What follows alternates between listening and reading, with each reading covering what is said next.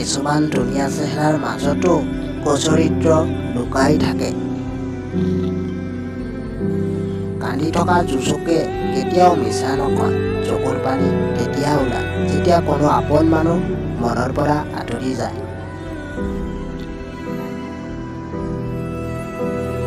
যেতিয়া কোনোবাই কাৰোবাৰ কাৰণে কান্দে সেইটো হ'ল আৱেগ। যেতিয়া কোনোবাই কাৰোবাক কন্দুৱায় সেইটো হ'ল প্ৰতাৰণা। আৰু যেতিয়াবা কোনোবাক কন্দুৱায় আৰু নিজেও কান্দে সেইটো হ'ল ভালপোৱা। কপালত আছেনে নাজানো, হৃদয়ত আছা আৰু সদায় থাকিবা।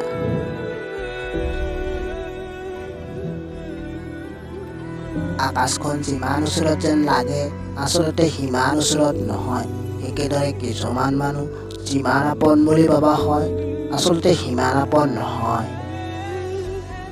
জীৱনত যাৰ লগত সুখ দুখবোৰ ভগাই লোৱাৰ কথা আছিল তেওঁৱেচোন মোক দুখ দি আঁতৰি গ'ল।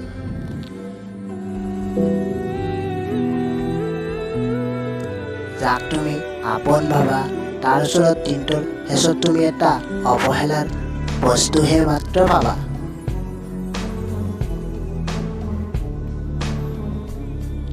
আঘাত পাহৰি গ'লেও যিয়ে আঘাত দিয়ে তাক কেতিয়াও পাহৰিব নোৱাৰো।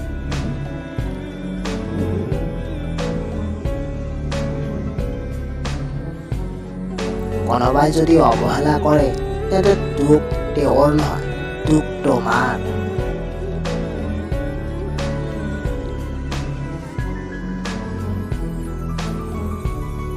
এই পৃথিৱী সেইজন মানুহেই বেছি কষ্ট পায় যিজন মানুহে নিঃসন্দেহ অন্তৰৰ দৰে আনক ভাল পায়। প্ৰতিটো সম্পৰ্ক এজাক ধুমুহাৰ খুবেই প্ৰয়োজন, কাৰণ সেই ধুমুহাৰ পৰা গম পোৱা যায় কোনে কিমান আপোন মানুহ। সময় কটাবলৈ নতুন এজনক পোৱাটো সহজ, কিন্তু জীৱন্ত কটাবলৈ সঁচা এজনক পোৱাটো খুবেই কঠিন।